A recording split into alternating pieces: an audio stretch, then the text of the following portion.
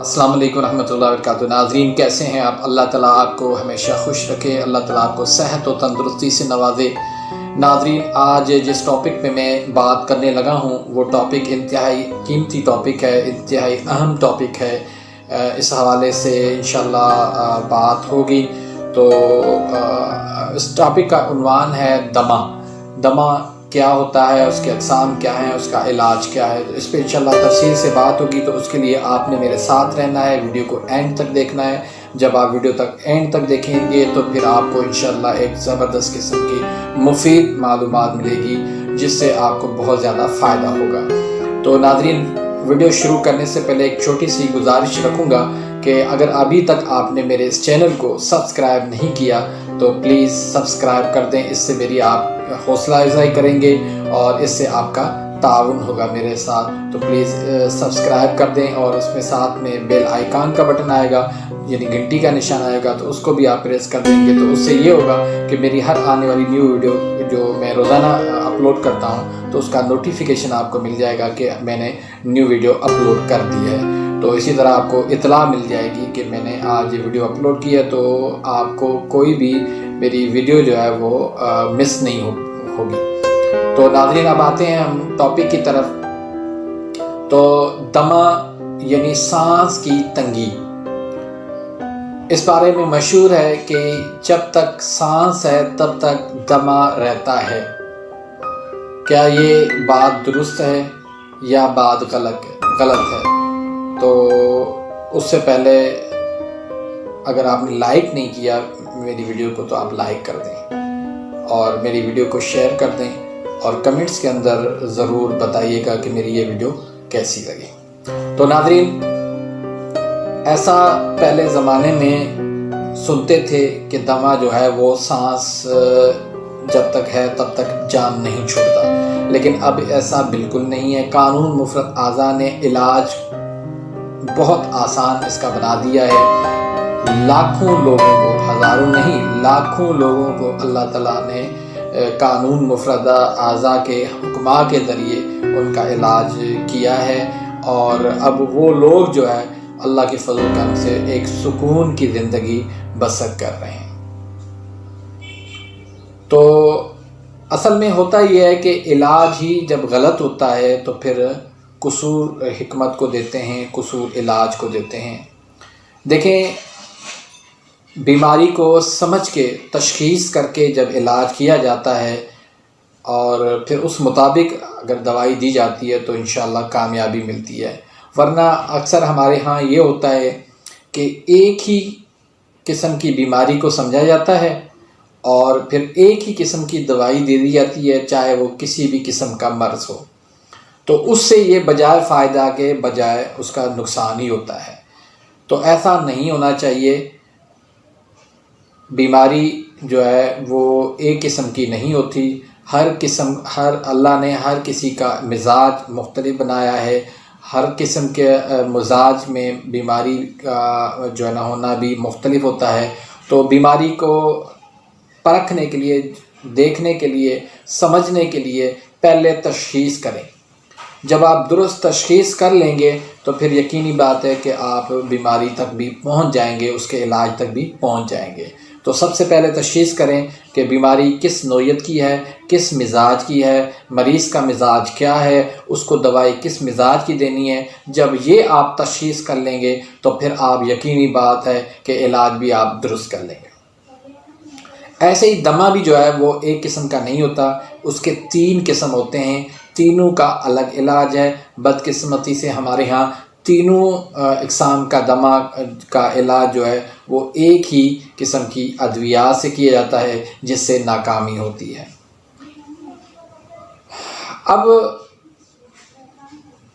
اس کو سمجھنا چاہیے کہ دمہ اس کا سبب کیا ہے۔ جب آپ یہ سمجھ لیں گے نا کہ کسی بھی بیماری کا کہ سبب کیا ہے تو پھر آپ علاج بھی کر لیں گے۔ تو سب سے پہلے اس کی تشخیص کرنی چاہیے کہ بیماری کا سبب کیا ہے، تو پھر انشاءاللہ کامیابی یقینی ہے۔ اب دمہ کے 3 قسم ہیں، ایک اعصابی یعنی بلغمی دمہ، دوسرا عضلاتی دمہ یعنی تیزابیت خشکی والا دمہ، تیسرا غدی دمہ یعنی گرمی والا دمہ، اب ہم تینوں کے الگ الگ اسباب، علامات اور علاج بیان کریں گے، جس کے سے آپ کو سمجھنے میں بہت آسانی ہوگی۔ لیکن ویڈیو کو آپ اینڈ تک ضرور دیکھیے گا۔ جب آپ ویڈیو کو اینڈ تک دیکھیں گے پھر انشاءاللہ آپ خود کہیں گے کہ واقعی ہمیں جو ہے نا بہت اچھی خاصی معلومات ملی ہے، اور کمنٹس کے اندر بھی آپ ضرور بیان کریں گے۔ تو ویڈیو کو آپ نے کمپلیٹ دیکھنا ہے۔ تو اب ہم آتے ہیں اس کے تینوں کا الگ الگ اسباب اور ان کا علاج کی طرف۔ تو ناظرین، سب سے پہلا ہے اعصابی دمہ یعنی بلغمی دمہ۔ اس میں کیا ہوتا ہے، نزلہ، زکام، کھانسی اور بلغم کی کثرت ہو جاتی ہے، پیشاب زیادہ آتا ہے، بالکل پانی کی طرح سفید، اور بھوک بند ہو جاتی ہے، اور دل ڈوبتا ہے کیونکہ دل کے اندر تسکین ہو جاتی ہے۔ علاج اس کے لیے ہم دل کو تیز کریں گے، بہت آسان علاج ہے۔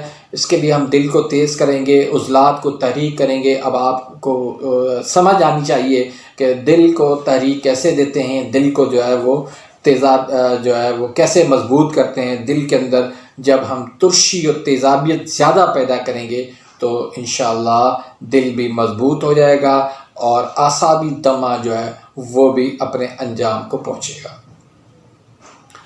تو ناظرین، اس کے لیے سب سے پہلے آپ ٹھنڈی، مریض کی جو ہے وہ ٹھنڈی اشیاء، بلغم پیدا کرنے والی اشیاء، غذا، وہ آپ بند کر دیں۔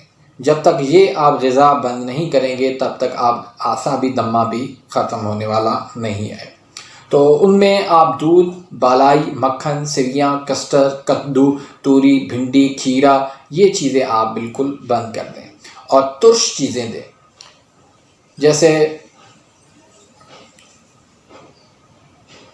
دہی ہے، لسی ہے، اچار ہے، دہی بلے ہیں، فروٹ چاٹ ہے، آلو، مٹر، گوبھی، بینگن اور لونگ، دارچینی کا کہوہ ہے۔ یہ چیزیں آپ دیں۔ اب یہاں پہ کچھ بھائی سوال کریں گے کہ کھٹی چیزوں سے تو ڈاکٹر حضرات منع کرتے ہیں۔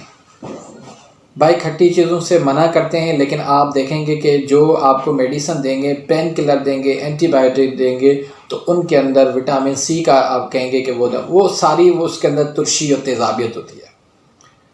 آپ بروفن کو لے لیجیے جو پین کلر ہے، اس کے اندر بھی کتنی ترشی اور تیزابیت ہے۔ تو ادویات تو دے دیتے ہیں لیکن کھٹی چیزوں سے منع کر دیتے ہیں۔ ایسا نہیں ہے، بلکہ جس کو ترشی اور تیزابیت کی ضرورت ہے تو اس کو تو آپ دیں نا۔ جب پریشانی جب ہوتی ہے، علاج تب ناکام ہوتا ہے جب آپ مریض کی تشخیص درست نہیں کرتے، آپ کو پتہ ہی نہیں ہوتا کہ مریض کے اندر کس چیز کی کمی ہے۔ جب آپ یہ جان لیں گے نا مریض کو کس چیز کی کمی ہے، وہ آپ دیں گے تو انشاءاللہ علاج درست ثابت ہوگا۔ تو اس کو آپ ترشی تیزابیت والی جو ہے نا چیزیں دیں گے تو اس سے دل کے اندر تحریک پیدا ہوگی، دل کے اندر تیزی آئے گی، دل جو ہے وہ مضبوط ہوگا، تو ساری جو ہے وہ اعصابی دمہ کی علامات جو ہے وہ دور ہو جائیں گی۔ اس کے لیے آپ نے اگر فوری طور پہ اگر آپ نے بلغم کو خارج کرنا ہے تو اس میں آپ بادام، 6 منقع، اور کالی مرچ 5 دانے اور دارچینی 1 ٹکڑا، یہ ملا کے آپ ان کو مریض کو دیں، آدھی چمچ دیں، یا ان کو ویسے ہی دے دیں کھانے کے لیے، تو انشاءاللہ ان کا بلغم فوری طور پہ خارج ہو جائے گا۔ لیکن یہ علاج ٹیمپریری ہے۔ تو ناظرین، دوسرا نسخہ سن لیں، اس میں 2 ملین کا نسخہ ہے۔ آملہ 2 تولہ، حلیلہ سیاہ، بریاں کر لیں ان کو، یعنی دیسی گھی اس میں ملا کے اور توے پہ ہلکا فرائی کر لیں، اور گندک آملہ سار 3 تولہ، یہ تینوں اس کو ملا کے باریک صفوف بنا لیں۔ اس کی آپ نخودی گولی بنا لیں یا پھر 500 mg کے کیپسول بنا لیں۔ تو دن میں آپ ان کو ایک دے دیں 3 ٹائم۔ اگر کوئی بچہ ہے تو پھر اس کے حساب سے آپ اس کی غذا یعنی خوراک جو ہے دوائی کی وہ آپ کم کر دیجیے۔ حب صابر کا تیسرا نسخہ ہے حب صابر۔ اس میں ہنزل ہے 1 تولہ، رائی یا تارا میرا کا وہ 10 تولہ، اور گندک آملہ سار 10 تولہ۔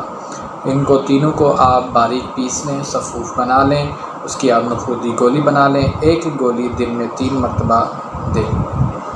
اب دوسرا جو دمہ ہے وہ ہے عضلاتی دمہ، یعنی تیزابیت والا دمہ، خشکی والا دمہ۔ اس میں کیا ہوتا ہے، اس میں تیزابیت، خشکی بڑھ جاتی ہے، دل کی رفتار تیز ہو جاتی ہے، دل تیز دھڑکتا ہے، پھیپھڑوں کی رفتار بھی تیز ہو جاتی ہے، مریض اونچے اونچے سانس لیتا ہے، شدید قبض ہوتی ہے، بلغم بہت کم ہوتی ہے۔ تو اس کا علاج بھی بہت آسان علاج ہے۔ اس میں آپ جو ہے وہ 3 چیزیں لے لیں۔ کشتہ 12 سنگا لے لیں 20 گرام، کشتہ شنگرف لے لیں 20 گرام، اور سرخ رائی 40 گرام لے لیں۔